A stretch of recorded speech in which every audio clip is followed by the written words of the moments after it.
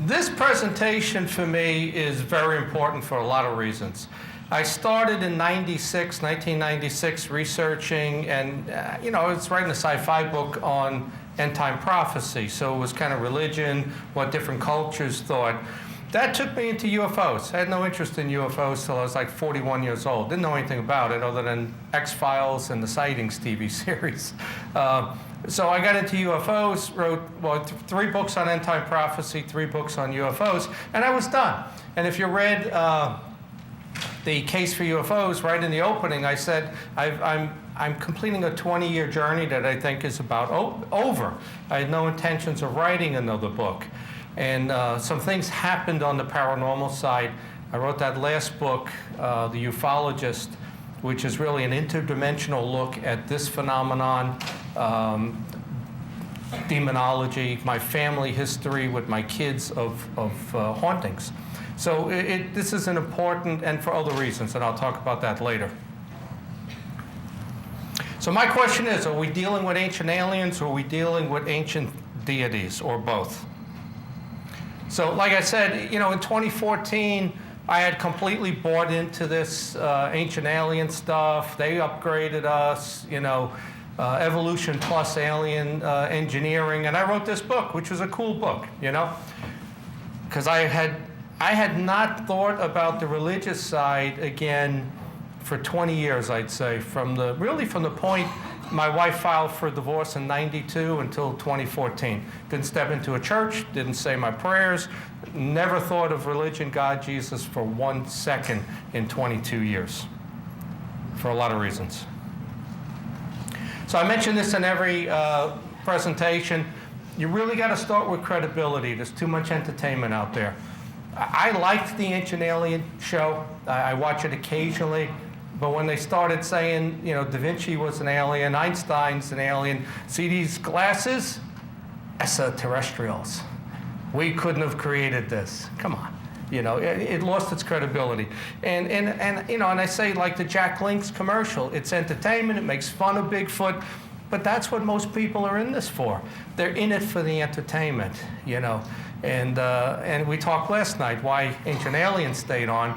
And Hangar 1, which was totally true and truthful, based on investigations, was taken down because it got too close to the truth.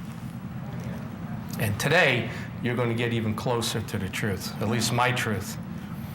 Okay, well, there's my slide. Was Hangar 1 taken down? We talked about that already last night.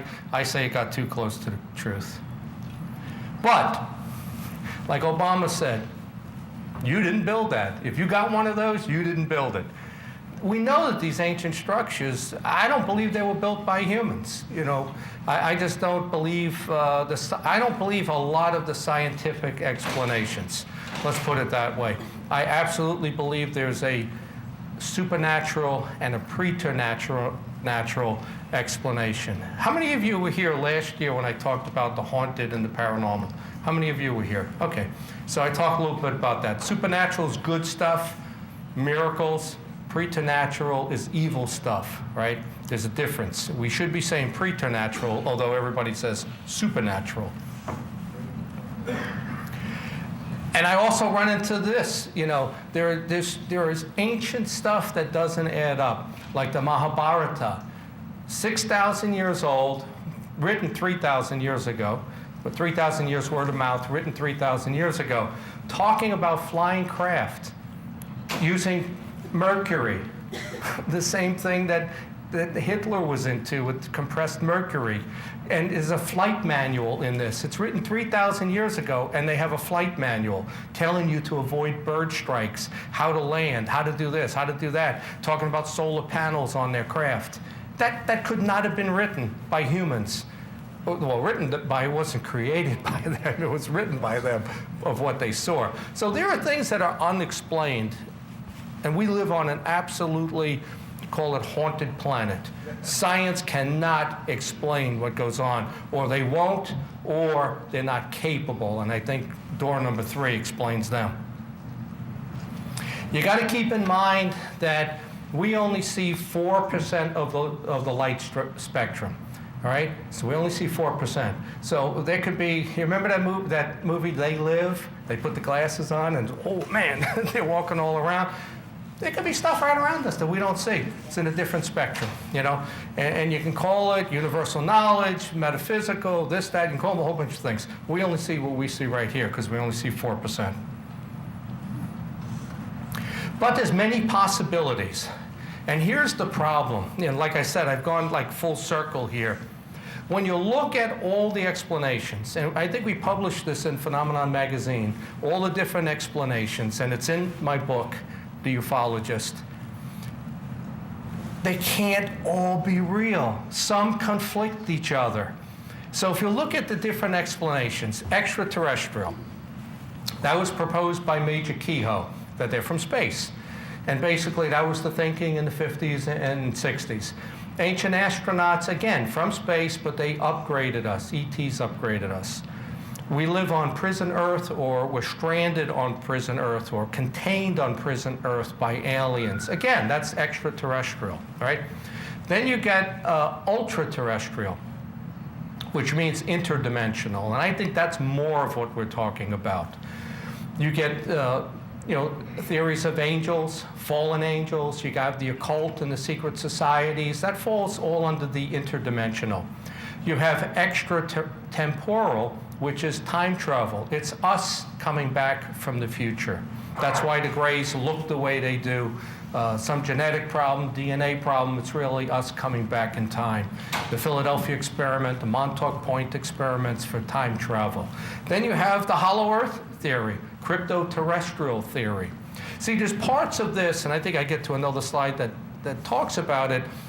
Somebody mentioned, or maybe it was Travis, that you know, with the DNA, like creatures develop in like environments and all of that.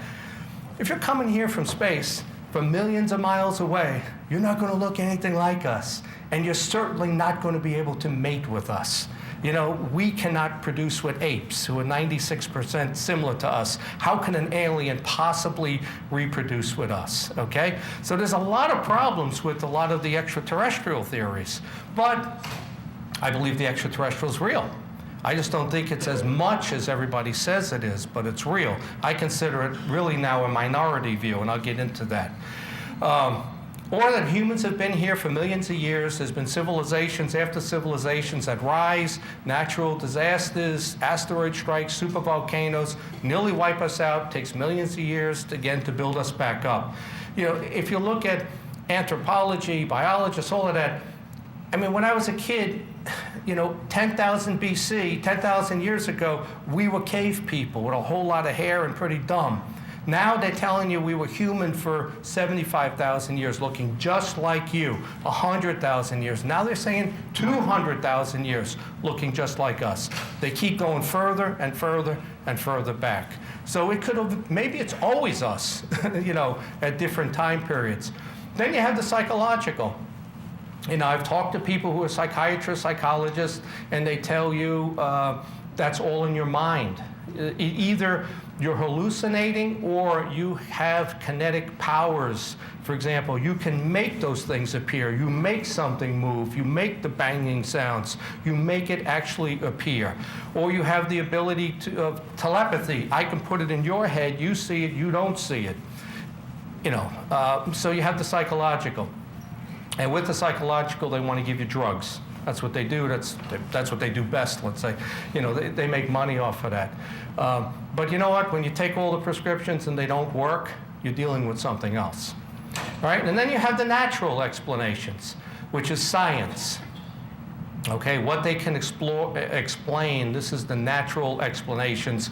And then maybe, and most likely, we have a secret space program. Or you got some combination of all of these, a combination of creation plus evolution, or alien intervention plus us coming back from the future and some sort of science. But the thing is, every one of these categories, I don't know if I have 8, 9, 10 here, every one of those, if you go on Amazon, Barnes & Noble, you'll have hundreds and hundreds of books into every one of these topics. They all can't be true.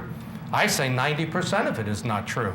90% of it is either disinformation or just made up because they conflict with each other. You can't believe in one and also say it's the other one. So And think about that. Of all the conferences you've been to, all the stuff, it can't all be true. It doesn't add up. It can't be.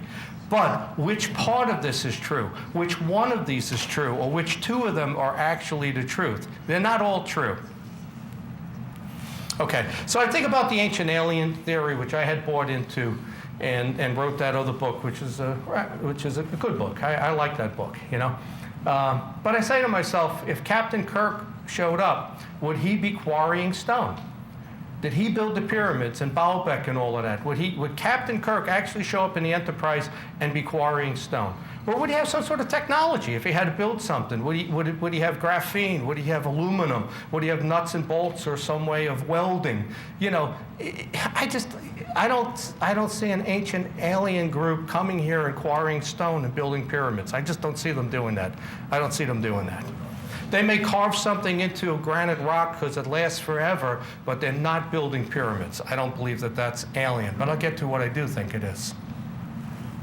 One of the things I did with my experiences, and it's in the red book I have out there, which I don't have anymore, I just sold out the last copy, is I took Kenneth Ring's work of comparing near-death experience with alien abduction. And then I spent 3 years looking at demonic possession and the occult. So now I compared Kenneth Ring's work to the demonic, to possession, to exorcism. Right? The result of all of this, when you come into contact with something that's not human, okay, is it makes you a whole lot more self-aware. You're not the same person once this happens to you. You kind of like evolve, whether it's mentally, your view, etc. And when it takes place in a different dimension or in an altered state, that's what I want to focus on. The Travis Walton abduction was real.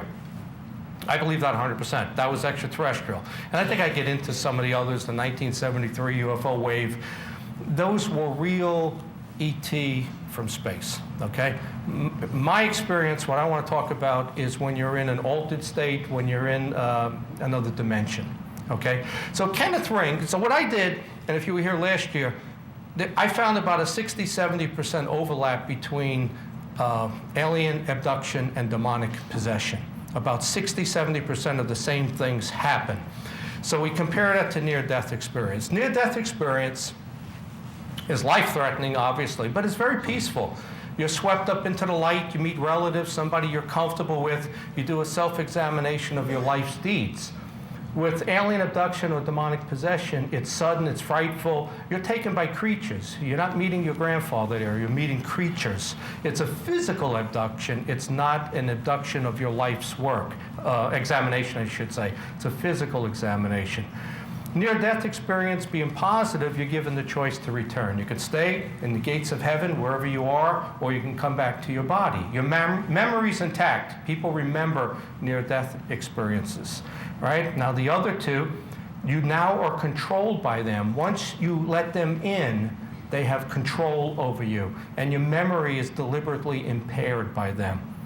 Big difference. One is positive, the other two are negative. And I'll talk about the Free Organization later. I don't agree one bit with their disinformation.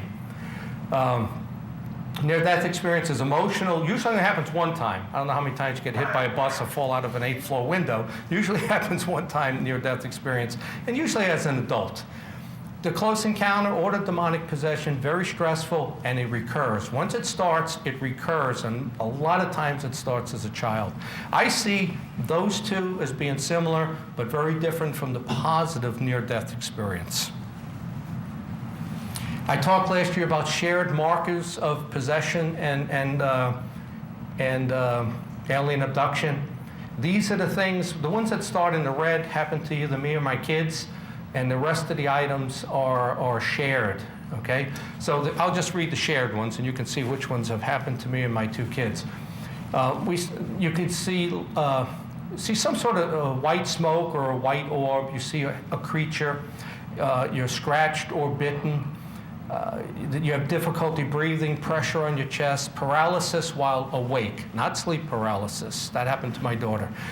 Something slipping in and out of you happened to my daughter. Vivid dreams, waking up drenched in sweat, that happened to me.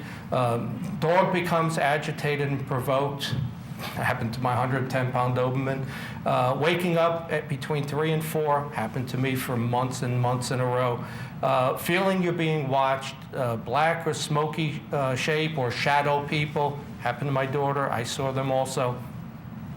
Loss of time or memory, that never happened to either of us.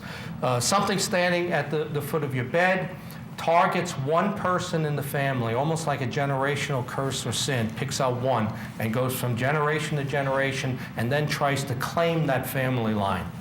Pounding that shakes on the house, personality changes, telepathic sounds or images, or even real ones that occur that other people hear and see. You start to lose faith. You don't attend church anymore. I didn't go to church for 22 years until this happened in 2014. You have electrical car problems, the electrical devices not working, out-of-body experiences, levitating. There's some sort of sexual contact, pregnancy, hybrids, loss of the fetus unaccountable for. There's some sort of incubus, gargoyle, or reptilian involved. There's a hive mentality. And the thing that I can't get away from is that whether you experience a demonic attack or a alien abduction, you have the power to stop it, and you can repel it through the name of Jesus Christ.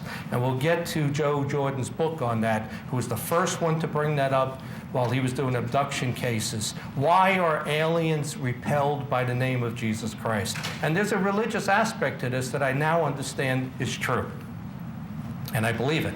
So we talk about shapeshifters, right? So we give them all these different names, right? We have Bigfoot, we have Slender Man, which was something that was in my house in 2009. I saw him in the hallway, okay? Backlit, long arms. You have vampires, you have the hunt for the skinwalker. But we want to call them a whole lot of different things, right? But what are they really? They're these malevolent interdimensional entities. And when you look at the similarities between them, even the legends of werewolves, vampires, they all fall into the same category as demonic entities. They really do. So the similarities are you get this sulfur smell or a rotten egg smell. You get that with Bigfoot. They seem to have very long arms. The thing I saw, tiny little waist, arms were longer than the knee. Long arms, long legs, arms way longer than mine. That 7-foot threshold seems to be what they are. People that describe this stuff, it's 7 feet tall. That's what these entities are. They avoid light. There's some weird types of screams and cries. There's telepathy involved. And a lot of times they're just able to vanish, because they're manipulating matter and energy. They're interdimensional. They have a way to appear. But they're all the same. You can call them whatever name you want to call them. I believe they're fallen angels, a malevolent, interdimensional entity, if that makes you feel better. Because people don't like religion, and I don't understand it. It's one of the things that I was surprised to find out. When you start talking religion and Jesus and God, they don't want to hear about it. I'm stunned, but it falls right in line with the apostasy that they said was going to happen. So it doesn't surprise me anymore. We talked about spontaneous human combustion with Larry, which is why I asked that question. You know, you could have spontaneous combustion of objects or of people. And when you look at the exorcism and the demonic side, they have the power to make things burst into flames. And if you remember last year, I said to you on April 23rd, when this basically drove it out of the house and it stopped, what happened that day was I had a 6-foot-tall headstone delivered that I designed in the shape of the Holy Bible. It's in my book. It says Holy Bible on the side. The most religious headstone you'll ever see, 6 feet tall, as tall as me. The day it was delivered, 116 feet of my yard burst into flames. I saw it, 116 feet. The flames were moving against the wind. Wind's blowing this way, flames are moving that way. It moved in a line. I have a picture of it in my book on the website, last year's presentation. The birds that were hitting my windows for 22 straight months stopped that day because they realized they couldn't get to me, or at least not to my body, because it was going to be under a religious marker, because the religious stuff works. It really does. So I asked Larry that question, you know, because I knew this happened. So, you know, how does that body turn into flames, but yet the legs are there, the bed's there, nothing else is burnt? And he already talked about the the wick theory, you know. So if you're getting a lot of heartburn like I get, you might explode. You know, I don't really think that's what happens, though, you know. I take my Prilosec, you know. But I don't think that's really what's going on there. Very interesting, and I really got to credit Steve MEIER, his group, his friends over in the UK. Last June, I flew over to Scotland. You know, it's funny, everything happens for a reason, it really does. And when I was going through my haunting and all of that, I met people that were there to help me. That one very religious, very attractive woman that I wanted to date like hell, but she only wanted to help me, didn't want to date. But she helped me get through this stuff. And then I met others that clearly were trying to get into my house to be invited in. That one woman I talked about who said, oh, I looked you up, I like all the stuff you talk about, I'll come over, wink, wink, wink. But first you gotta invite my friend, the South African voodoo priestess in your house. Yeah, like I'm inviting a voodoo priestess in. Ain't gonna happen. Because I had just driven this thing out and was trying to find a way back in. And if you invite them in, like a black-eyed kid, like a vampire, whatever, if you invite them in, that woman was bringing in an entity that was going to be even more powerful, moving up that hierarchy of fallen angels to a more powerful one. And I recognize that now. My friends tell me, John, you got to be nuts. You got these women approaching you, but you're looking at their character. When in your life did you look at the character of an attractive woman? I never did, but I do now. But there are things that happen that I know that these people are being sent to me. They really are, you know, and others are sent to help, and they are. So I view things in a total different set of eyes right now. You know, I really do, and I think I got this thing figured out. But what happened was I went to Scotland. I met with Rich Ritchie, who was a columnist for Phenomena magazine, like myself, and Brian Allen, who was the editor. And I said, I'm going to be in Edinburgh. You know, let's sit down and have lunch at the Hilton. We had lunch. It was over 4 hours.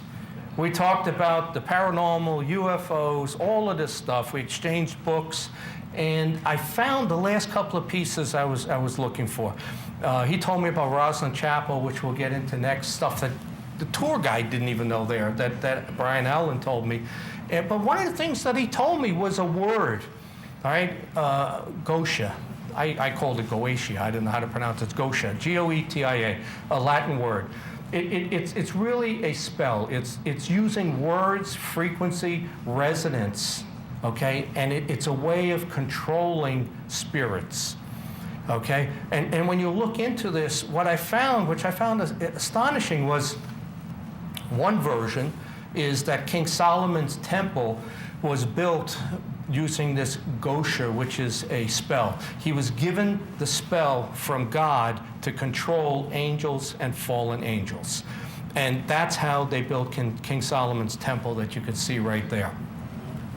So then a light bulb in my head went off and said, well, if that's how they built it, and you can look it up, that's what it says, Google it, that's what it says, right, for that word. It's a spell, basically, from God, though. It's good. It's a supernatural spell, not a preternatural spell. So a light bulb in my head goes off and says, well, if they built King Solomon's temple with a spell, wasn't built by humans, then that's how they built the 3 pyramids. Because they still are in pretty good shape, and all of the man-made ones that came afterwards is falling apart because we tried to mimic it, and we didn't have the spell. They did the heavy lifting, not aliens. Captain Kirk didn't do that, okay? It was done by these angels and fallen angels that were controlled to build it. That's how Baalbek and all the ancient sites were built. But then I've pretty well read in a lot of different areas with the Templars, with the Freemasons, etc. And my brain is running now once I discovered this, because I didn't know this. And I said to myself, you know, I'm going to Rosslyn Chapel, which the story is that the Ark of the Covenant was eventually brought to Rosslyn Chapel. But if you know that history, because I read about the Freemasons, what happened was there were 3 guys left who knew the spell, how to build the pyramids, and because they knew it how King Solomon's temple was built. And he wouldn't give the spell up, so they killed him. And the Freemasons are built on the killing of Hiram Abeth. And if you get into that group, they reenact the killing of Hiram Abeth. He had the spell, but he wouldn't give it up, so it died with him. But so that is what I believe is in the Ark of the Covenant. And the Ark of the Covenant was in King Solomon's temple, right? So you may have the chalice, you may have the Ten Commandments. You also have a scroll there that has the spell on how to control the angels and the fallen angels. And that is more valuable than anything. And it's one of the things that Hitler was trying to get his hands on as he sent his SS out for the Spear of Destiny and the Ark of the Covenant and all the other things. But where did it go? It went from the Templars got it in the Middle East. They brought the Ark of the Covenant to Rosslyn Chapel. And we'll talk about Rosslyn Chapel next. So I see this origin of the Freemasons from the Templars, the killing of Hiram Beef, the Templars, and Rosslyn Chapel. In my mind, I put these things all together because I've read about them. So I visit Scotland. I already said I met with Brian Allen. He tells me about Goetia. I visit. He goes, when you're there, look on the east wall on the top there. There's tiles. It's musical notes. Certain notes were removed by the church because it's a very heavy music. It's the resonance, the frequency, the sound. When you do it that way, it opens a portal. And the church removed some of those tiles so you couldn't play it. It's called the devil's chord.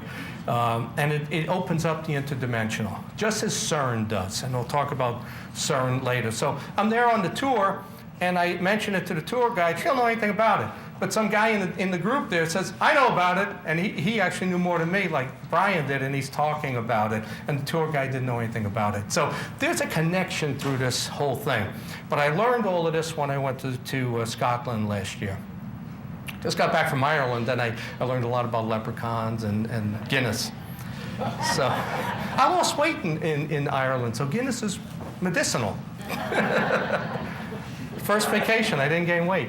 But, so you say, is this stuff real? Are these spells, is this stuff real? Is the occult, is that real stuff, or is it all just, mumbo jumbo? Well, Pope Honorius in 1221 AD put together the Grimoire. It was a book of spells, because he was interested, and so he compiled this book of spells and certainly believed it's real. I believe they're real.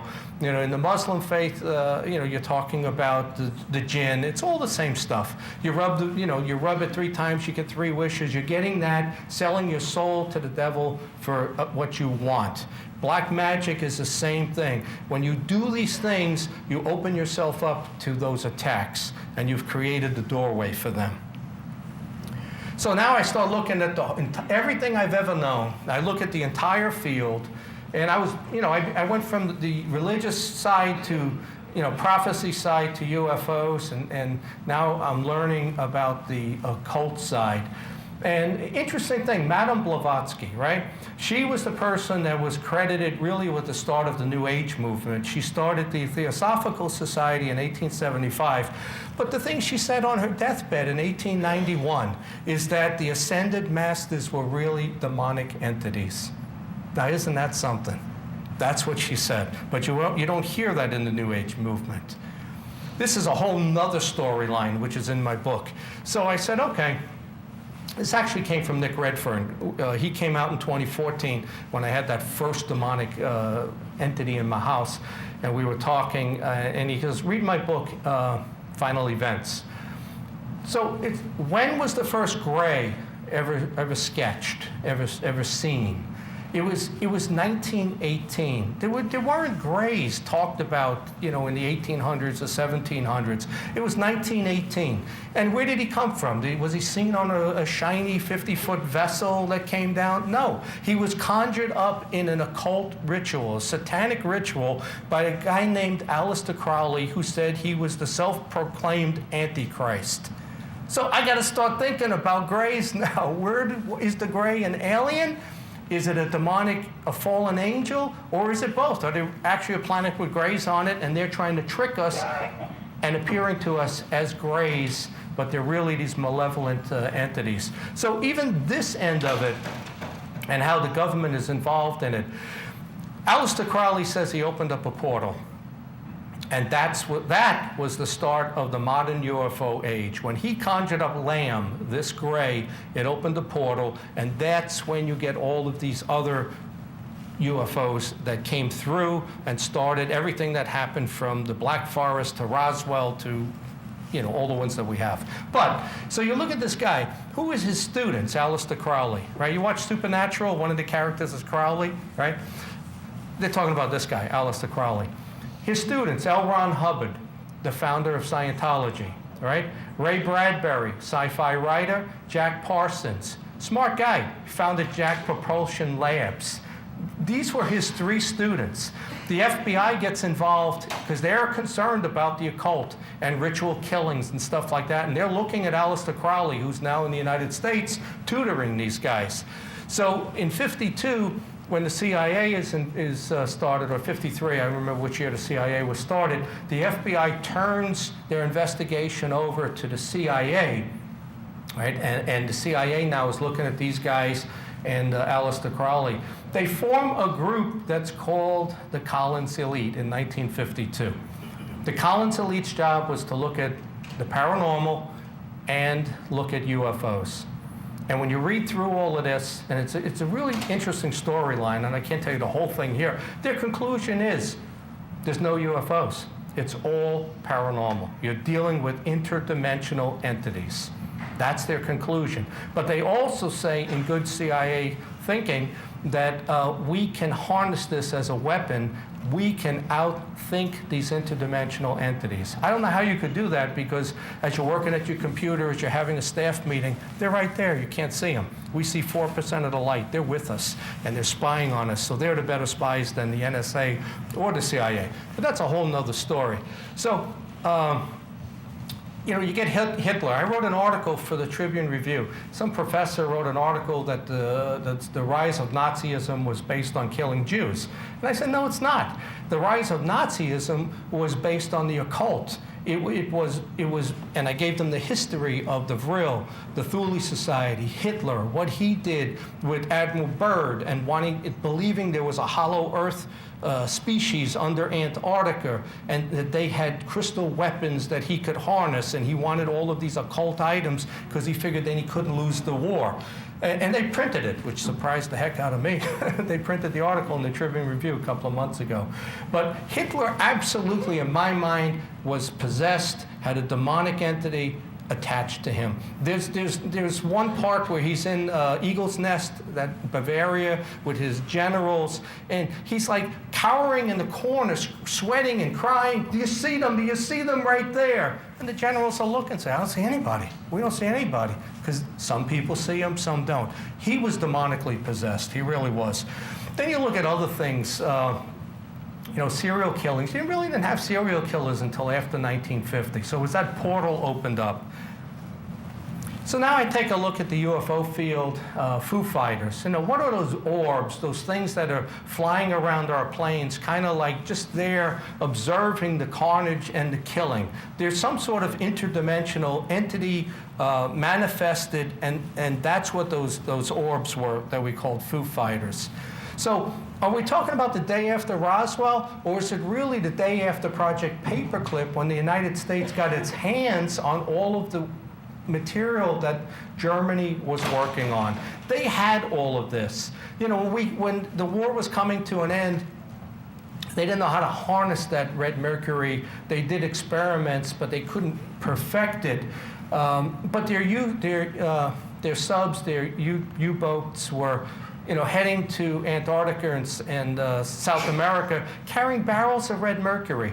If there was a zombie attack and you had to leave your house, are you going to be carrying like bottles of olive oil with you? Or are you going to take your gold jewelry, things you can barter, weapons?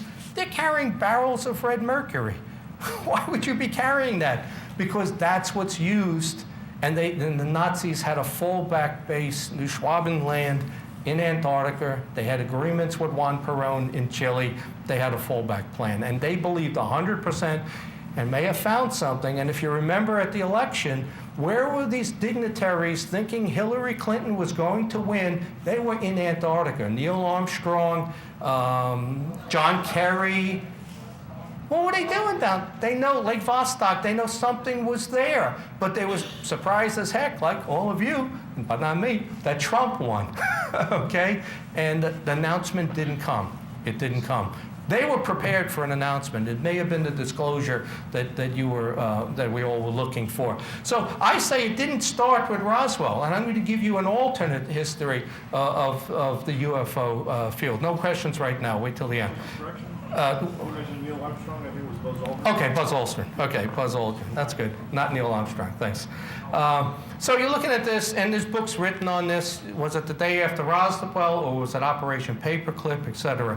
I say it was Paperclip that was one of the most important historical moments for this country. And whether you know it or not, NASA and our rocket program and our space program was founded on Operation Paperclip. The information we got from the Nazi scientists who went from murderers to suit-wearing executives for NASA. We gave them homes and jobs, and they were now good Americans for their knowledge, and that is the truth. And they brought over everything they knew. So here's another version when people say, and you keep progressing and learning. Like, you know, I fell in and said, okay, Roswell.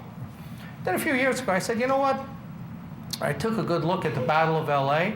Battle of L.A. was very important. And I said, the start of the modern UFO era was Battle of L.A. Well, then, like a year ago, I take a look at the Black Forest crash. So now, like a good scientist, I'm backdating everything. So I moved to the Black Forest crash. Okay, I want to say that Carl Sagan says his life in space, we'd be visited every 10,000 years. He's wrong. It's more often than that, but at least he admitted he believes there's life in space. So here's my version of the UFO era. I say it started with Aleister Crowley, but here's another version, because like I told you, there's 9 or 10 versions of this stuff, and I don't really know which one is true. 1936, there's a UFO crash in the Black Forest, okay? And that's the whole Hitler thing. They got the craft. They don't know what to do with it. It's got red mercury in it. They're trying to back engineer it. They build the Honolulu series. They're trying to do all this stuff, but they can't do it. They don't have the technology to do it, right?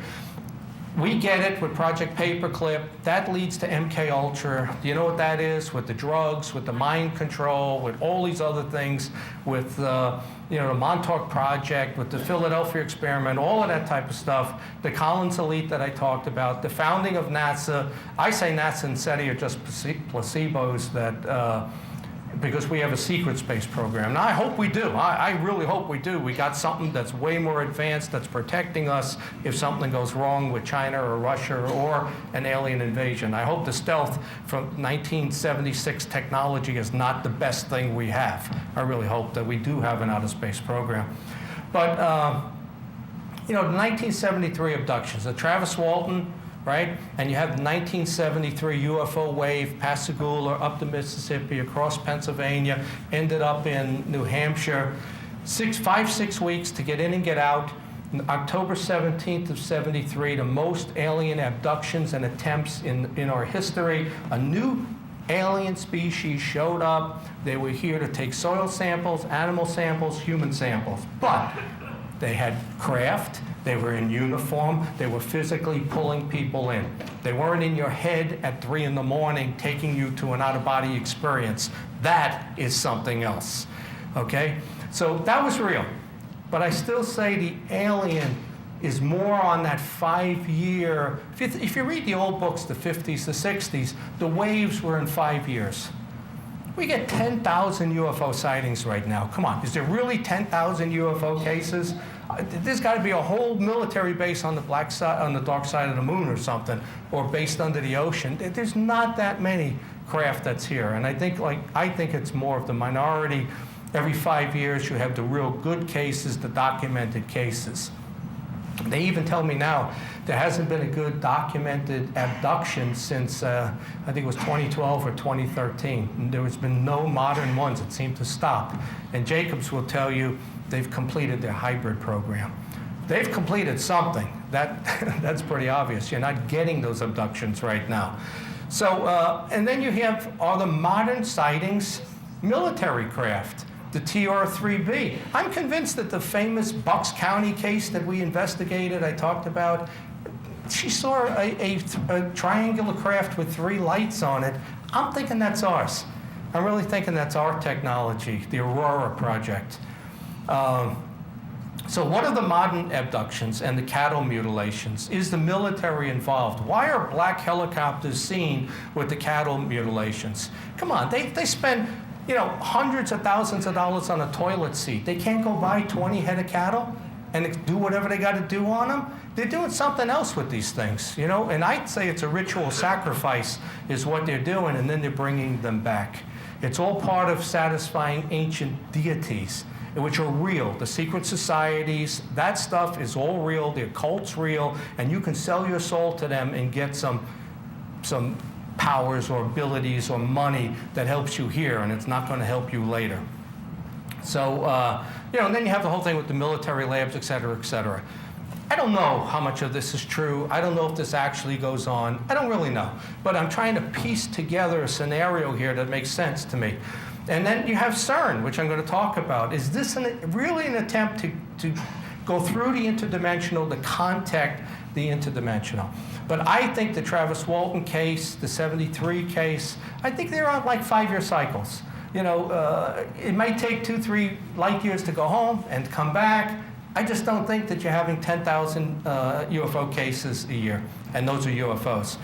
There's also other possibilities, okay? There's a multi-creation theory. It's funny, in the 7 books I've written, even the first ones I wrote years ago, my theme has always been, the underlying theme, where do we come from? That's been the theme of every one of my books. Is it creation? Is it evolution? Or is it some sort of genetic interference, okay? How did we get here? So what if, you know, I mean, evolution to me doesn't fully add up, but there are parts of it that do add up. So let's say there's a form of evolution. But I now, because of what I experienced, firmly believe that there's a Jesus-Satan battle taken on, an angel, fallen angel battle, good versus evil. And people will say, well, the Old Testament, you know, Cain killed Abel, and Cain left, and he found a wife. Where'd she come from? Well, I asked a priest. He says, well, you know what? It was Michael Heiser, a theologian, very, very well respected. He says the Old Testament is only the story of the family of Adam. It's not the family of every human that was here, or creature, or Neanderthal, or Cro-Magnon. The Old Testament is the story of the Adamic family. That's what it is. And it doesn't explain all of those other things. So that's where we kind of maybe miss that, when it doesn't quite answer all the questions. You know, are God and Satan interdimensional and real? Yeah, they are. They're interdimensional. That's what they would be. They fall into that interdimensional explanation. There's questions of, are they here to take your soul? Whitley Strieber tells you, yeah, they're here for your soul. I think they're here for your soul. I really do. If you speak to priests and stuff, some of them will tell you the soul belongs to God. They can't take it. They can ruin you on this life. Their goal is really to get you to commit suicide, ruin your life, but the soul belongs to God. That soul may get punished for quite a while. Those are some of the theories that are out there. So my question really was then, how powerful are fallen angels? What can an angel do? I told you last year there's 9 levels, right? There's a hierarchy. There's 9 levels. Lucifer, Satan, was the first level, seraphim, right? Then cherubim. You got powers, principalities, all of that. When you get this stuff that happens to you in a haunting, the infestation, the noises, those are fallen angels, right? The next level are fallen archangels that do the oppression. That's the physical contact, scratching, biting, poking, pushing you. Then when you get to possession, that's the next level up of fallen angel. And then when you get to perfect possession, where you can't really, you can go into a church, you can drink holy water, you're perfectly possessed, you're at the next level up. But there's 9 levels. I just told you 4 levels that can completely take over a human being. So I asked the priest, how powerful are they? The answer I get is they're as powerful as God allows them to be. But can they manifest energy? Can they create a UFO? Can they create the grays at night? There's no real answer that I get on that, other than that they're really powerful, but we don't really know how powerful that they are. But you know, I say, though, that the alien's real, the extraterrestrial's real, there's life in space. I also believe that they have these same issues with good and evil, with angels and fallen angels, and that's what we have in common with them. We have the same enemies, and we have the same ally in the battle for the soul. And I think they experience the same things that we do. There's 11 dimensions, there's life in space.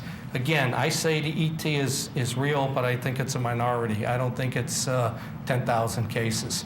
So what else do we have? Tesla was amazing. You know, Edison, he couldn't hold one of his incandescent bulbs that didn't work too well to Tesla. You know, Tesla was way ahead of him. Whether he was able to tap into something else and get these ideas. But what did he talk about? He studied vibration frequency resonance, GOETIA, right? And I tell people, my son just got his son baptized, and I said, you have to do it. Do me a favor, do it in Latin. Go to a Catholic church, have the ritual done in Latin. Because Latin, when it's said that way for hundreds of years, carries power. More power than English. During exorcisms, the entity said to the priest, you know and I know it doesn't work as well in English or French. And when the priest turned to Latin, he drove the entity out. That's the way I would do it. He didn't listen to me, he just had a baptism ceremony. And that's a mistake. And I'll rectify that when I babysit the next time. Oops, this is being recorded. I won't give my son a copy. But, you know, he says, the day science begins to study the non-physical phenomenon, it will make more progress, we will make more progress in 1 decade than all previous centuries of our existence. There's something interdimensional. There's, you know, he's looking at magnetism. He's looking at what we use now for cell phones, right? And the Philadelphia experiment was really Tesla technology, trying to cloak those ships because the German subs were sinking so many boats. They got Tesla involved. How do we cloak the ship so they can't see it on radar? When they did it, though, it did something else. The ship went to Norfolk and came back. The sailors were in trouble, and there's even a longer version of this that takes you into Montauk Point, where one of them went 40 years in the future to 1983 and stayed at Montauk Point, and they started the time travel experiments there. All very possible. All right, let's take a look at some famous UFO cases. So I write this book, right? This was the last book I was going to write. It was everything I know on UFOs. I bought in 100% that all of this is extraterrestrials, extraterrestrials. I like to mispronounce it like Giorgio. But that this is what it is, right? It's all UFOs. And I bought into that. Now I know that it's a combination of things. It's really a combination of things. Let's look at some famous cases, right? So I told you about Lamb, right? So when was the first Men in Black case? 1953 with Albert Bender. And what did Albert Bender describe? He describes these men in black that show up. They're ghoulish. They have glowing eyes. They have the sulfur smell. All markers of the occult. And when you look into Albert Bender, he had a paranormal occult collection. He called his attic the Chamber of Horrors. So he was into it. He opened up a doorway. So one explanation of the Men in Black is you're dealing with these malevolent interdimensional entities. So some other famous cases, the Flatwoods UFO case, right? 1952. What do they see? They see this creature. They saw a UFO. They saw two, actually. And they see this creature floating above the ground with a sulfur smell, again, the marker I look for, a red face, a green body, a hood. It hovered, and it had claws.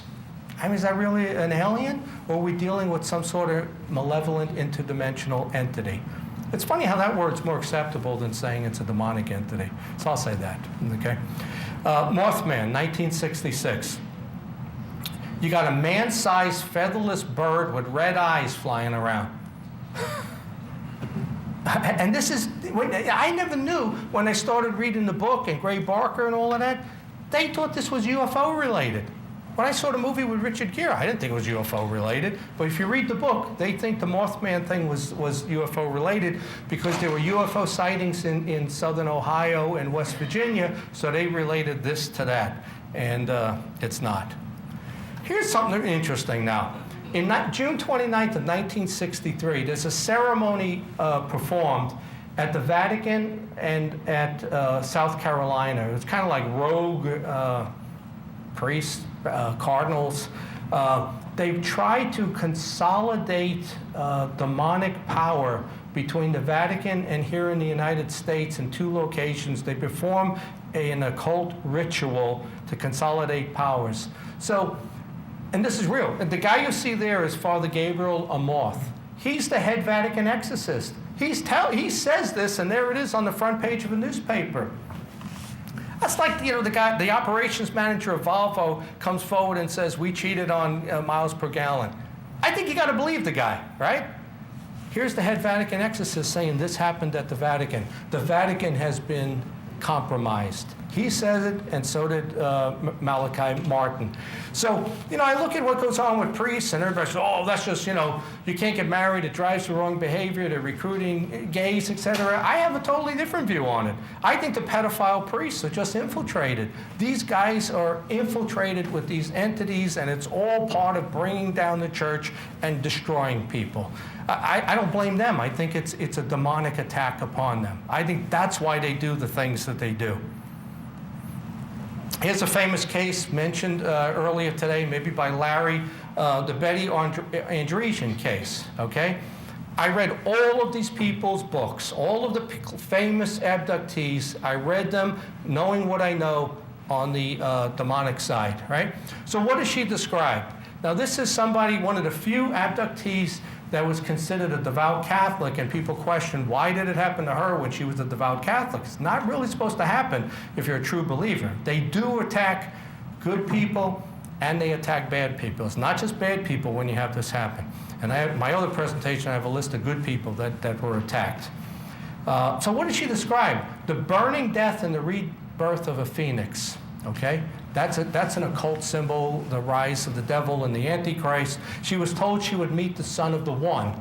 Well, she thought the One was Jesus. She absolutely thought she was going to have a religious encounter here with God. So what does she see? She sees headless creatures that grow red eyes to replace the eyes of the grays, because they wear out in this light, because they only exist in the darker realm. So they have these like tubular plants growing eyes to replace the eyes in the grays. That's what she's describing she sees, but yet she thinks this is an alien encounter. She describes her bed and the window shaking, creaking sounds in the ceiling, same stuff I had, claw marks across the floor, same things I had, and my dog heard them and followed them, and there was nothing there other than the sounds, right? And she was taught hieroglyphic writing and tones.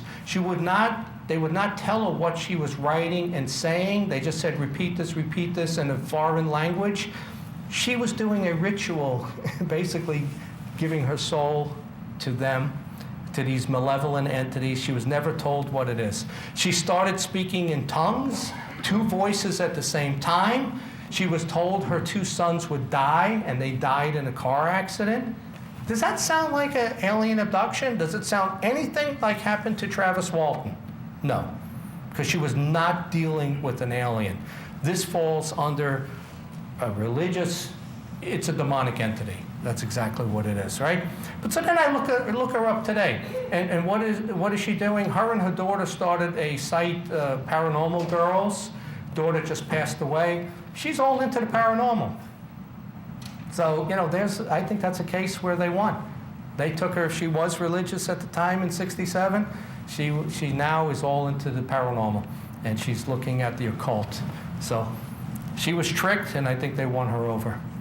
MONROE Institute. Richard Lang's a good friend of mine, publishes my books. He lives down in Charlottesville. He goes to the MONROE Institute, all into the the universal knowledge, this, that, your mind can do this, that. So what's the story on Robert Monroe, right? Here's a religious guy. He says he's struck with a powerful beam of intelligent energy that tells him that the God that you worship is a cold, impassionate, and he's not the God that you were taught to believe in. Monroe buys into this, and you can look this stuff up. He disavows God. He founds the Institute for Psychic Research, that we have this ability. We can be God-like if we could figure out what abilities our brain has.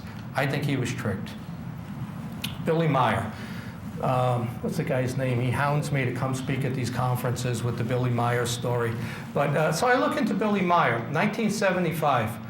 he talks about meeting, he's a one-armed Swiss guy.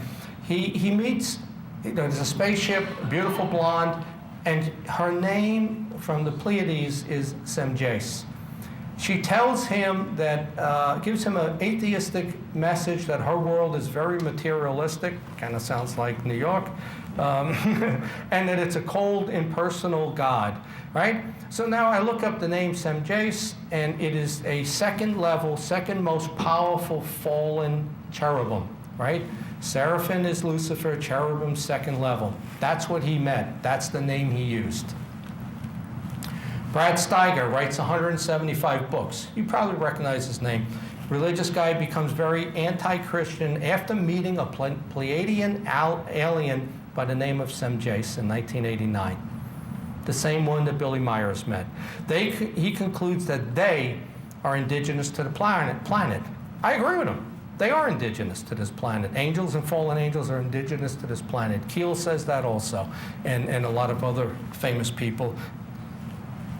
Let's look at the government. So what happens with the cattle mutilations? 1975, 76, you have all these cattle mutilations. The Gomez Ranch is what you see there. I think it was 20 head of cattle, probably worth thousands and thousands of dollars.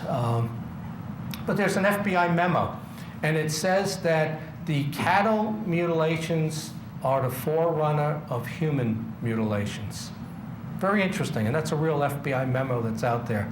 Also, when I was in Scotland with Brian Allen, he tells me about the skull experiment. I'll tell you, we're sitting there, he's asking me these things. I don't know anything about them. You know about the skull experiment? You know, like Rochdale. I didn't know anything about that haunted case. I don't know anything about it. So he tells me about it, and then I read it. I get a book and read it. From 1993 to 98, they do the skull experiment, right?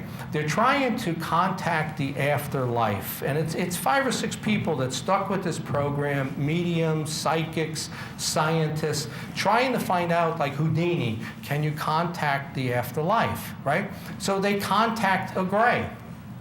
And the gray says, I will communicate with you, but there can be no light on. They're afraid of the light. They can't come out in the light. Again, another marker. As they do the 5-year experiment, they start to realize, and they have reels of film that they didn't put in the camera yet, and there's pictures on there. They got a picture of the gray. They start to realize this isn't ghosts. You know, they're not aliens. They're picking up some sort of malevolent entity here, and it showed itself as a gray. So there's your gray again. And maybe there are 2 types of grays.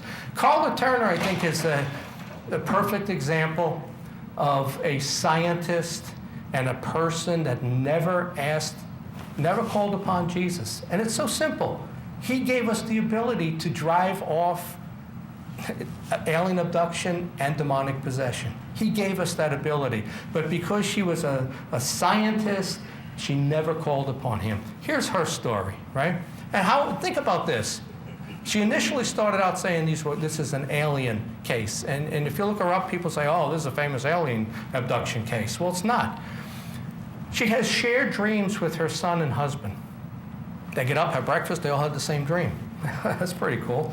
Right? They're seeing grays, they're seeing reptilians. They're being abducted by them. They're again told they're going to meet the old one, which they think means they're going to meet a religious figure. They're not understanding the old one in these cases.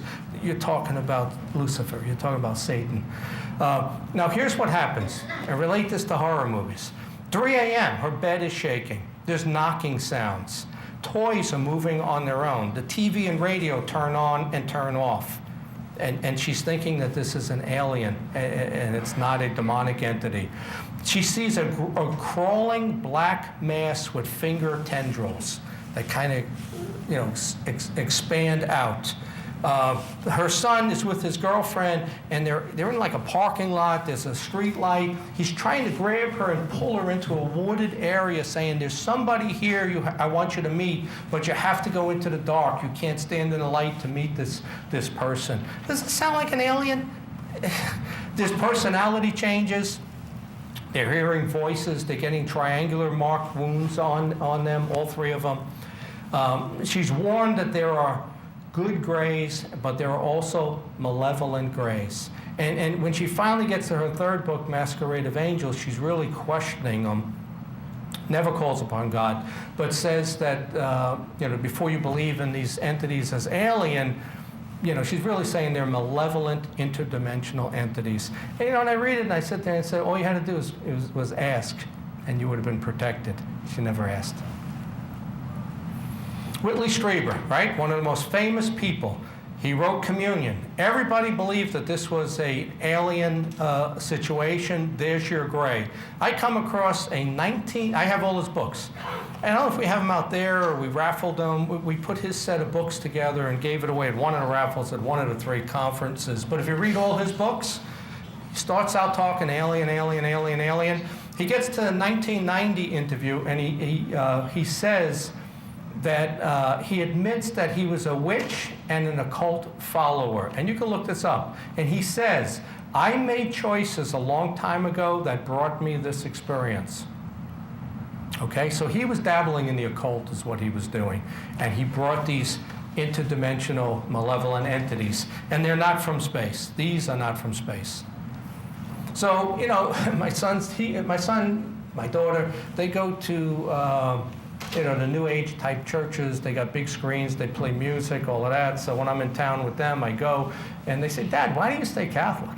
I said, well, I go with you. That's my religious entertainment, But I stay Catholic for a couple of reasons. One, it takes you back to Jesus, who I fully believe is the Son of God and a real entity, right? More importantly, 2 things. They do the baptism with holy water, and the ritual of baptism is a protection spell, we can call it, to drive out evil. And listen to the words of baptism. That's exactly what it is, to combat the devil and drive out evil. It's the cleansing of original sin. And when a lot of the other religions were dropping exorcism and all of that, they stuck with it, and they formed in 2013 the Sacred Order of Exorcists, and they approve it. And the current Pope absolutely believes this is real. He finally is talking about the devil when a lot of priests, and I don't recall the prior couple of popes actually talking about this. In '68, they changed everything and wanted to be really more liberal, and we don't want to scare you with brimstone and fire. But a couple of interesting things now, because I do my research, right? I read that in 1990, up until 1990, the Vatican was getting 6 exorcisms a year. And what happens on an exorcism, they get a copy of the paperwork, the exorcist or the priest involved keeps a copy. They're averaging about 6 a year. Something changes in 1990, and you see this progression, you really do, where something is changing in our society, getting really mean, it seems like. Now, since 1990 to the present, they average 1,300 exorcisms a year. And I gave this at a Rotary Club. I'm a Rotary Club president. I gave it at a different club. And he goes, well, that's when the internet came in, so it just made it more popular. I said, well, you know what? You could be right, but I think the Exorcist movie in '73 would have made it a lot more popular. Plus, we know the Vatican gets a copy, and the priest gets a copy. There was no increase in exorcism after the movie with Linda Blair. It started somewhere around 1990. Around the same time in the 80s that the alien abduction changed. The Travis Walton physical one, the 1973 physical one. Now you're not seeing craft anymore. You're seeing that gray out of the corner of your bedroom at 3, 4 in the morning, and he's taking you into an altered state and an out-of-body experience. Is that really an alien? See, it follows this whole progression with all of this information. So, I read. I think I read 135 books before I wrote my book, and the last one, which I didn't intend to write. And, Satan is considered the prince of the air. So where are the UFOs? They're in the air. He was also given 2/3 of the universe. I'm not sure why he was given 2/3 when he took 1/3 of the angels with him. But he was also called, as Lucifer, the morning star and the angel of light. Okay, and where are the orbs, like the Foo Fighters that I talk about, the orbs that people see? They're light. Here's a few things we were never told, okay? So I write all these books. I'm convinced the UFOs are all from space, and that's what's going on. 1997, Lord Hill Norton. He's a really important guy over in the Great Britain. He's like Hill and Cotter here in the United States with Kehoe and the first CIA director that joins NICAP and asks for congressional hearings. Well, he's a big name over in Britain, right? So he gets involved in this group, and they write this UFO Concern Report. You can see it there, restricted edition. Their conclusion is that there are no UFOs. They're satanic. It's occult activity. It's paranormal activity. The same thing that the Collins elite, which is supposed to be, supposedly, a branch of the CIA. And I've asked people, Nick Redfern and others, is this group real, the Collins elite? I've asked some high-ranking people in this field, and they said, yeah, it's a real group. So who's saying what in this field? Karla Turner kind of moved to the malevolent side. Joe Jordan, who wrote that book where he was doing, I hope I have this slide in here.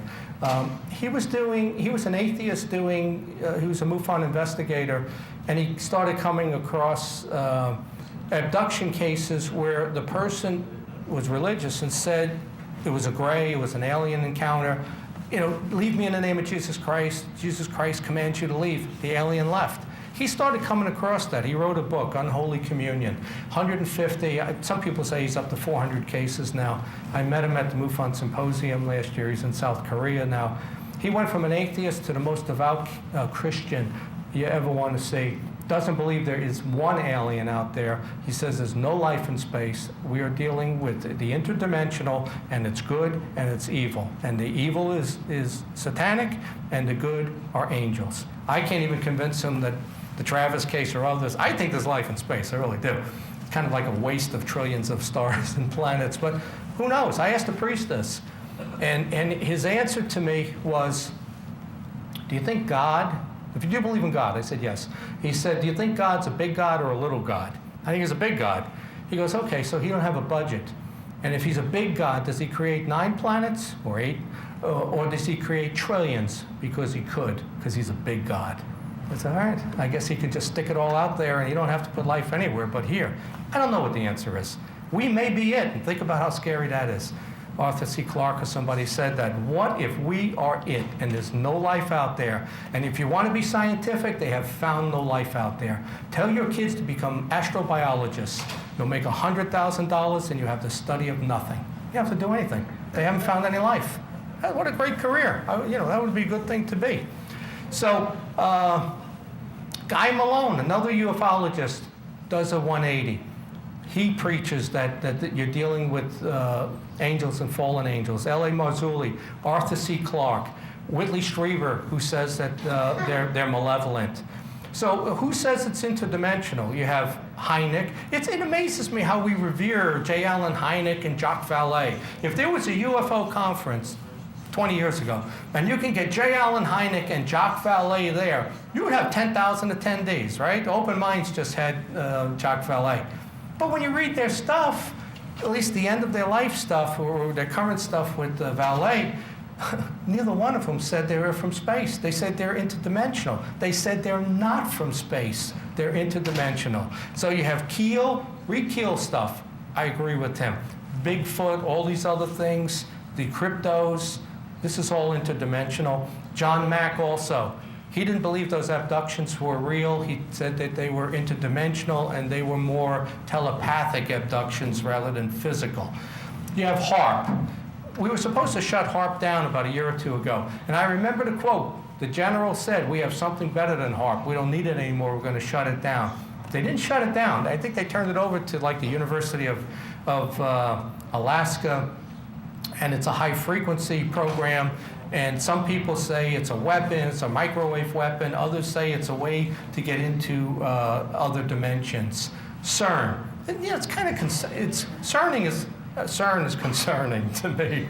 All right. So what is CERN? People ask, is CERN opening up a portal or a dimension? Is it for time travel? Is it possibly to go back in time? And think about this. What if they planted documents? What if they planted a new set of Dead Sea Scrolls that told an entirely different story of Christianity? That what we were told isn't real. There's a different version that falls along this malevolent way of thinking. So, okay, so what's weird about CERN, right? Right in front of it is the goddess Shiva, which is the goddess of destruction, right? Got 4 arms, goddess, I don't know if that's Indian, goddess of destruction. It's built on the Roman site of Apollyon. Apollyon was the gatekeeper to hell. CERN, their logo is 3 6s. Cernanos, which is CERN, is a green-faced horned god of the underworld. I think we know who we're talking about here, right? We have a smaller version of CERN in the United States in Chicago. It's the Fermi Lab, and it's just a smaller version of it in Chicago, right? So then I read that there's the God Tunnel ceremony in Switzerland, June 1st of 16. Okay, so we're going to open up a tunnel here through one of these mountains, right? It's going to be 8 lanes instead of 4. Well, they open up a tunnel in Switzerland. They spend $9 million on an occult ritual to Baphomet, who's a demonic entity, a fallen angel. And here are pictures of the ceremony. An absolute occult ceremony with the opening of the tunnel. Are you kidding me? And it's near CERN. Who would do that? There's more going on. It's fine. I never believed in these secret societies and the Illuminati. And, I figured the Bilderbergers just a bunch of billionaires trying to rip us off, figuring out how to screw us a little bit more. But I'm telling you, these secret societies exist. And they have very malevolent intentions. And it's all about power. It's all about money. And so why are we doing, why are they doing this? I'm not doing this. So that's what really happened last year. The Denver airport, Hangar 1 did an episode on this, right? I don't know if you know, but they have this blue horse out there with red eyes. They have all those paintings. There's a Freemason time capsule in there that's supposed to be opened in the year 2094. And Richard Lang said to me, my publisher, we were talking about this, he goes, if you look at the 1997 Close Encounters of the Third Kind movie, which came out 3 years after the airport was built, the coordinates given in that movie takes you to the Denver airport. And if you look at the occult it's in our media. I see it now in commercials. I see it in movies. And of course, this month I see it in every freaking show that's out there because it's Halloween month. But there's so much of it in the media and in the entertainment industry. It's become bad. It's weird. It's God is bad, evil is good. That's kind of the message. You have a show out that I refuse to watch, Lucifer, because he's a good guy. I will not watch that show. I think it's on CBS. Will not be brainwashed by these people. But it's all around us, and it's this subtle form of manipulating us for when the time comes and the disclosure comes that we make the wrong decision. So I took a look at some of these paintings. The basic theme here is that there's going to be an apocalypse. It's going to lead to a new world order. Isn't that what they talk about now? Bush even said it. The new world order. One leader, one military, one religion. I don't want one and nothing because people are so dishonest. I will never vote for a world leader. It's bad enough to have one leader per country. Never going to go along with the one and the marking and all the other things and a chip that's put inside me. Not going to happen. Like Charlton Heston, you're going to have to pull that gun from me from my cold, dead hand. Ain't going to happen. So here's the one painting, right? You see this guy with a gas mask on, unleashing a plague, killing all these people, killing all these children. Then another painting that's there, you see the children dying, all of that, the children in the coffins, and there's meaning to those flowers, to all the stuff in there. If you really read into it, there's a meaning to every part that's in there. Everything is symbolic, right? At this point now, the weapons are all, the adults are all gone at this point, right? The children, all weapons are turned over to the children. There's an Illuminati German boy. You can see him there wearing the German outfit. He's a little bit off to your right, and he's got a sledgehammer destroying all weapons, and there's no more adults. It's all part of the New World Order. That's what that was about in the Denver airport. Who thinks of these things? I got a great imagination. I write my books and stuff. I couldn't think of these things. That's what's out there. So I keep researching. Now I'm looking at the, I'm not looking at the UFOs are from space. I'm looking at the debunkers and what they say, and how many of them make some sense. So you have this woman, Lynn Cateau, right, 1969, working at the Library of Congress. She's a librarian. She decides to pull out every article in the Library of Congress, read them, everyone that was published, and she was asked to do this, right, for the Air Force. The Air Force asked her to take a good look at this. She read everyone, wrote this report for the Air Force, and her conclusion is the literature on UFOs is closely linked to the metaphysical, not space, and similar to demonic possession. It's not the stuff that you hear when you go to conferences and you read a lot of the UFO books out there, but I'm giving you a different version, and I may be the only person doing this. You have the Lucifer Project. The guy you see there on the right there is Malachi Martin. He was a Jesuit. He wrote some great books on exorcism, Hostage to the Devil, 5 case histories. I read them, 80 pages each, 400-page book. I had to keep putting it down because it plays with your mind. So detailed. And he explains how different people got possessed. One was a priest. Good people, bad people. And it creeps you out. It's a thing that, it's like some things you're not supposed to know about, hidden knowledge. You're better off not looking into any of this. I'll be honest with you, don't look into this stuff. Take my word for it, but don't read into this stuff. It's not good for you, not healthy for you. But, so then, I find this Lucifer Project. What does the Catholic Church have astronomy observatories for? But people say they've always had them. Galileo was a Catholic, and he was looking at space, so it's not unusual for the church to have them. But they have one in Rome, and then they rent space out of one in Arizona, and the project is called the Lucifer Project. Sometimes you have the appearance of impropriety. I was head of security at UPS for 3 states. I think if I was like the Catholic Church, I wouldn't sign on a program that says Lucifer Project. I just kind of, can you change that? They did recently change it to the Lucy Project. So it's unbelievable.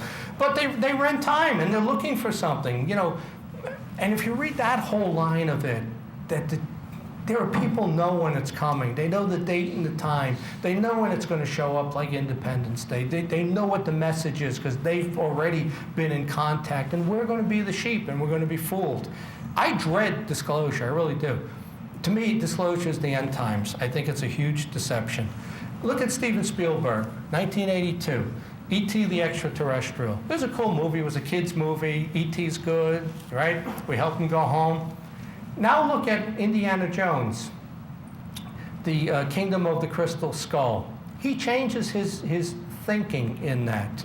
He went from the good, benevolent alien from space to an interdimensional aspect. And the line that caught me in that movie was, they said in it, it's the space between the space. That this is interdimensional. It's not from space. And Reagan credited Spielberg, too, at least on the E.T. movie, as being very close to the truth. Okay, here's that Joe Jordan book. How do you get away from this? I sat and had lunch with Joe Jordan in Vegas last year at the symposium, because we were communicating a lot on email because of the things that were happening in my house. And he wrote this book, which I read, and he said, John, I can't get away from it. If there's an alien abduction and you're able to respond and you command it out in the name of Jesus, they back away and leave. And he was an atheist. And it's the exact same thing you can do during a haunting, well, at least a demonic side. Ghosts are not evil and they have free will. You can't command them out. The Pope can't come out and command a ghost out. But a demonic entity that was inhuman and never lived as us can be commanded out. I already talked about the Order of the Exorcist, which keeps me Catholic, really does. I think there's huge power in the ritual, and that's what they react to. So if you were here last year, you heard this part. I'm not going to spend a whole lot of time on it. My 20th divorce anniversary, something shows up in my house. Is that a coincidence? I had said all along that my wife's entire personality changed. I really believe that something attached to her when we were living in Oklahoma. We had footsteps on the ceiling, we had voices in the hallway, and all of a sudden she becomes from this nice woman to this terror. I would tell people, I don't know who I'm living with. I don't understand this. You know, did she go through the change at 32 years old? I don't know who this person is. And I didn't understand any of this. I believe she had something attached to her. So on the 20th, and they love to break up families, young families with kids, to divorce you and destroy your life, right? So this entity is in the house.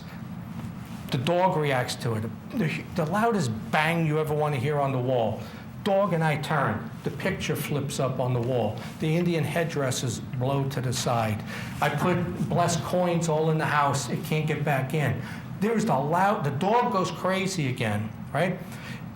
Because he sees something. The loudest bang outside you ever want to hear. The neighbor emails me, did you hear that? Did a transformer blow? It couldn't get back into the house and it was unhappy. The dog sees something up the stairs. He goes ballistic. I'm telling you, my dog's a 110-pound Doberman. There's the bark when he hears somebody a half a mile away. It's amazing how dogs can hear you walking. You're 2 blocks away. And then there's the UPS guy at the door, and the dog goes ballistic. He went ballistic when this thing was in the house. 22 straight months of birds flying into my window in the winter, 22 straight months, all year long, singing at night. Birds don't fly or sing at night, but they're hitting my windows. We drive it out with the help of this woman that I met, very Catholic woman, we're still friends. Comes back almost 18 months later in 2015. This is after attacking my daughter in 2010. I see this thing down the hallway, which is a shadow person in 2009. We experienced things in 2004, and I've had a whole bunch of other experiences. It comes back from my daughter. She lives in North Carolina. Her bedroom door opens twice, Monday and Tuesday of Thanksgiving week. Wednesday morning, she calls me and says, Dad, I'm not staying with you. I'm staying at my brother's house 10 miles away. I was kind of upset. I said, man, I got this, you're going to here 5 days? You're not staying here? It's her guardian angel protecting her is what it was. The minute I got that phone call, because I knew she was coming, and those things are here, listening, knowing what you know, which is why you can't outsmart them, the minute I got that, it turned on me. Thank God. I'm just glad it didn't turn on her, because I know a lot more about this. It turned on me. The noises, the banging, walls beating, people coming over saying, what is that? They hear banging on both walls. People seeing shadows moving across the ceiling. I go to bed at night, movement in the ceiling. I know when they're there, when it starts. Pinging sounds around the room when they arrive. Bangs on the walls, movement in the ceiling. Creaking sounds that are just unbelievable. And sometime there in 15, let me see if I got that slide. No, that's a different one. It culminates going from infestation for 3 weeks, I couldn't sleep, to about a week of poking me. I'd walk into my bedroom, get poked. I'd lay down, I'd get poked in my head. And then it came to the point of the attack, which is, that's the oppression. The attack is the possession, which never happened, thank God. But I did what the woman told me to do. I'm in my bed, the noises start, I command it to leave. In the name of Jesus Christ, it goes away. I'm not sleeping, I'm waking up every 10 minutes. Similar event took place in 1999, not as severe as this though. So I wake up, I sit up in bed, I'm shrouded in complete darkness.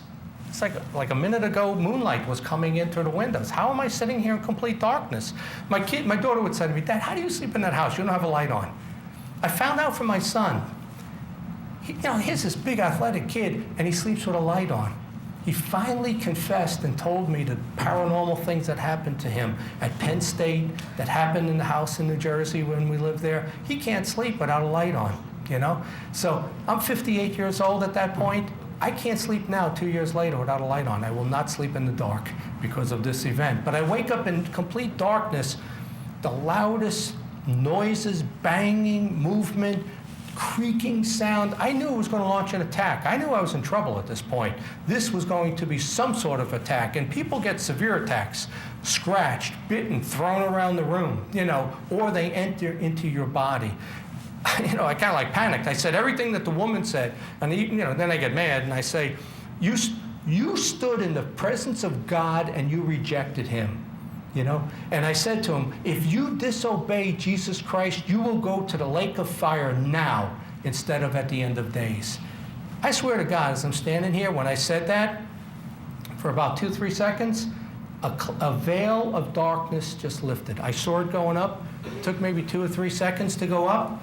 The light came in. And that portion of it was over. But I'm talking to everybody I can talk to. I'm reading every book. I'm going to the church stealing holy water, scooping it out on bottles, taking it home with me, doing what I can, holy salt, you name it. But, the main thing is gone, but it's not gone. It's still there. I'm hearing it. I'm hearing noises. There are things happening, banging sounds. It's the movie Damien comes on. So, and that's, the Omen movie, but this is the series now, Damien. It's the Antichrist grown up. I'm watching it, and 15 minutes into it, both walls start banging. I grab the controller, turn it off, it stops. They're still there. There's this entity that's still there. So it's 18 months later. It's April 20th of 16. I visit my daughter. I decide to write a book on this. I'm in Myrtle Beach. I visited her, then I go to Myrtle Beach for a couple of days.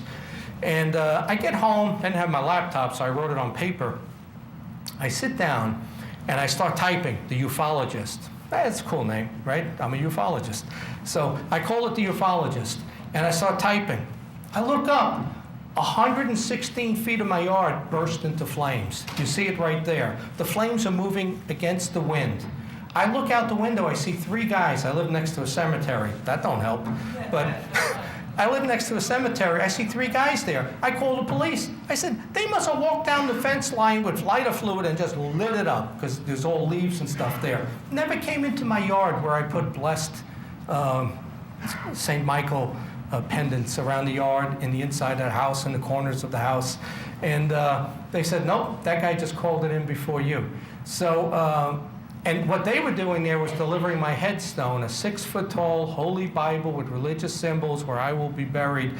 It pissed them off so bad, they got angry, they burst the woods into flames, and like I already told you, 22 straight months of birds hitting my windows, my office window, my front window, stopped that day.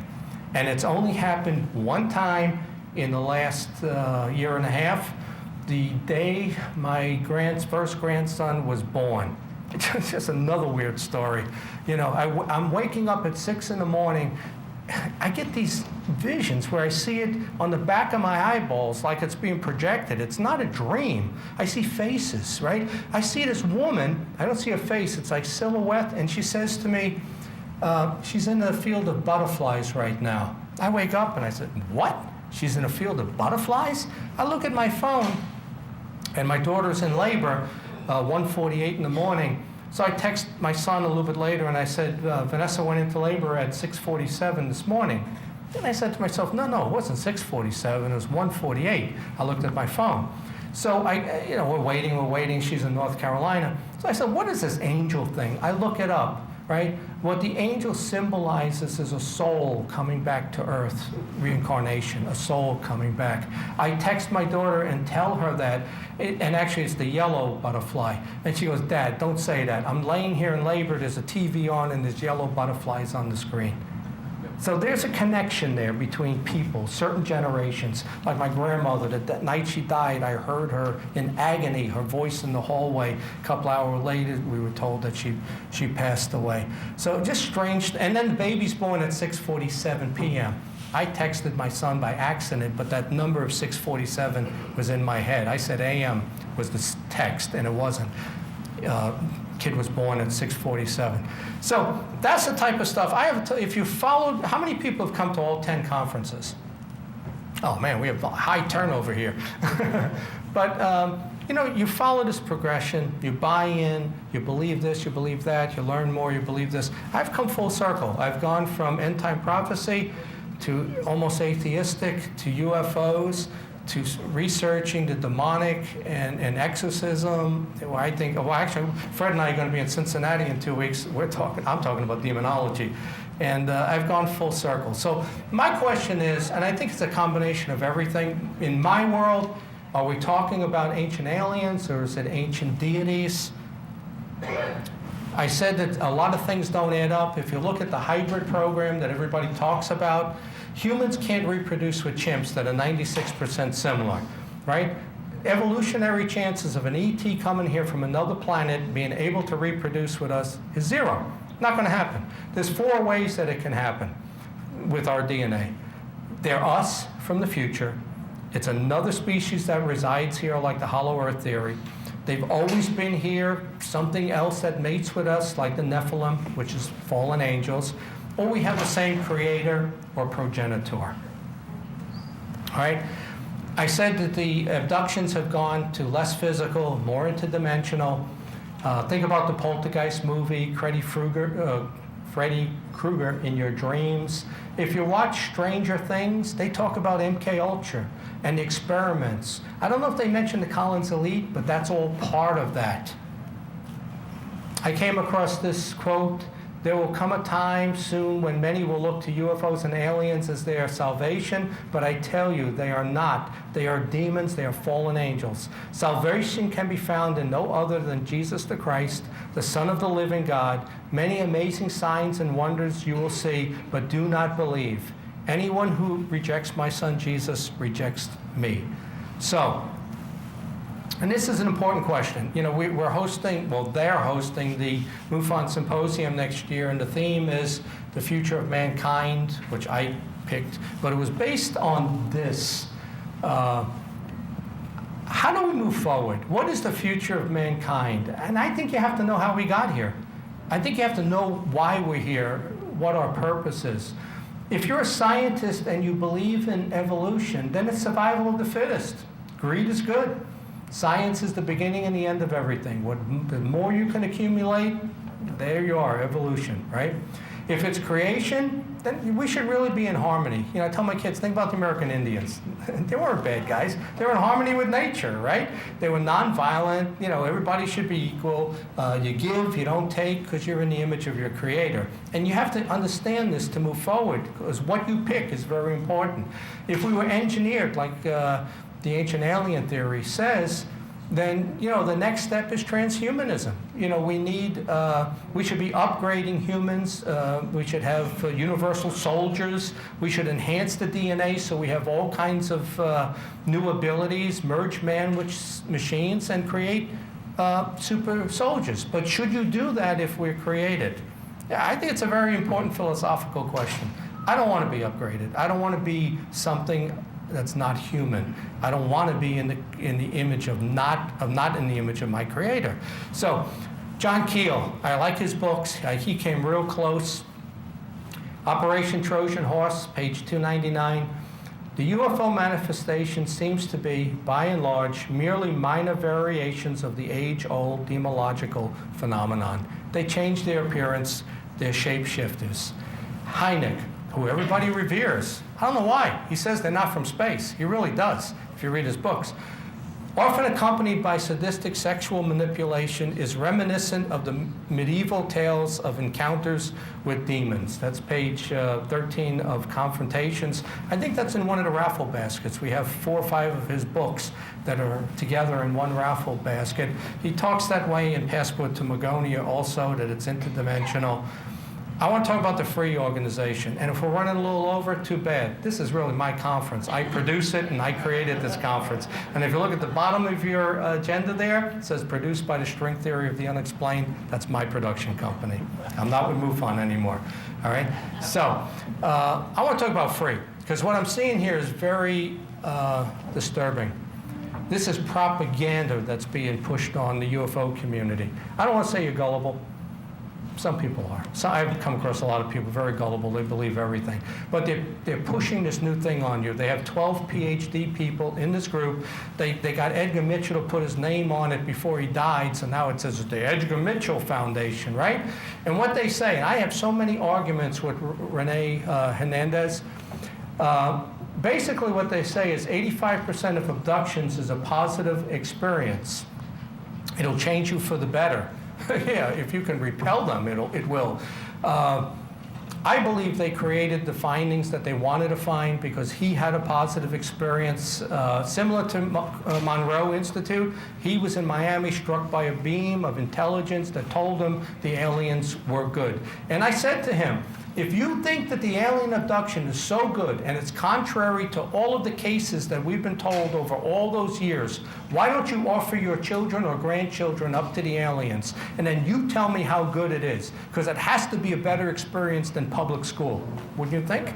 because 85% say alien abduction is good, according to them. And you know what I really stick to? Because we're human and we think. My dog is instinctual. When that thing showed up in my house, he went ballistic. He went after it to protect me. Animal reactions to these aliens and the demonic is violent. They get agitated. They go after it. It is not a good thing. This free organization is part of a disinformation campaign to get you to make the wrong decision. And when you make that decision, it's forever. I know, I see this so clearly now. And some of you are walking out saying I'm nuts, but that's okay. It's okay, because I've come to full circle and I understand it. I really do. So what's one of the best examples of what I'm trying to say here? Did anybody read Childhood's End or watch it on the Sci-Fi Channel? Did you see that 2 years ago, whatever it was? I had never read the book. I watched it. They get tricked. They want stuff, cure diseases, clean the environment, all the things you've been told is going to happen when there's disclosure and aliens show up. And who comes out of the ship who wouldn't show himself? That. And at that point, it's too late. You already made your choice. So, I never served in the military. If you did, I salute you. I respect you. I will not take a knee, right? I'll stand for the flag. My weapon of choice is the Bible. It really is. Because in this world, if you come in contact with an alien or demonic entity, you have the power to drive it off. It's an amazing thing. Jesus gave the apostles the ability to drive off demons. 20% of everything he said in the New Testament related to demonic activity, evil, demons, Satan. Then he gave the ability to the 72 followers and then to all of humanity, that if you, all you have to do is believe in him. I experienced it. Joe Jordan documented it. This is real. Some ETs are real. Some may be here to help us. I don't know. I came across this. Is it a great deception? No, I'm not an alien from space. I'm a demonic fallen angel. I'm not extraterrestrial. I am interdimensional. No, I don't come in peace. I come in the name of Satan, and my purpose is to deceive, harm, and destroy you. That's from a Christian website, obviously. So you want disclosure. There's your disclosure. Who's holding it? Who's holding that carrot for you? Are you really going to fall for everything? Okay? I'm looking at going into politics. If I do, I'm putting up a political website, which will piss off a lot of more people, but that's okay. But that's my wanted poster for county commissioner, make Westmoreland County great again. My books are on Kindle. Give them as a gift. It's the last point I want to make. I was going to say a lot more, but I'm taking the high road as to what happened in May. Okay? So I left MUFON. My intention all along, if you read my book, The Case for UFOs, it's right in the opening introduction. My journey has ended. I've spent it was a 20-year journey at that point looking into this. I completed it. I know what I know. This is what I know. I call my work now the string theory of the unexplained. And the string theory is very simple. We're dealing with good and evil. You can call it whatever you want to call it. Angels, fallen angels, good spirits and malevolent spirits. And all you have to do is believe. It works. It's so simple. It's a choice. The string theory of the unexplained is to believe in Jesus. That's my company now. That's what I talk about. I believe the other stuff's real. 90% of it is not. And one of the things, I'm a big fight fan, boxing, UFC, all of that. When a fighter retires, it's cool. When he knows it's his last fight, what he does is if it's the UFC, he takes his gloves off, he leaves them in the center of the octagon. If it's a boxer, he takes his gloves off, he leaves it in the center of the ring. It's his last fight. It signifies it's his last fight. I got my MUFON ID here. Very proud to be the MUFON State Director in 7 states, 7 at one time.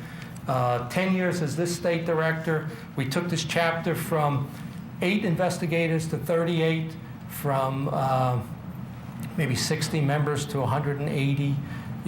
We did a good job. We built this chapter up. I'm very proud of that. But today, I retire my way, which was fully intended. I was going to retire from MUFON in March, which was my 20th anniversary with them. But since we're here at this conference, here's my ID. And like a boxer, I leave it in the center of the ring. I'm retired. I'm still available to run these conferences. I run this conference. I run the Pittsburgh conference. And anybody wants me to speak, I will speak. But now, since this is my world, I retire my way. Nobody tells me what I'm going to do.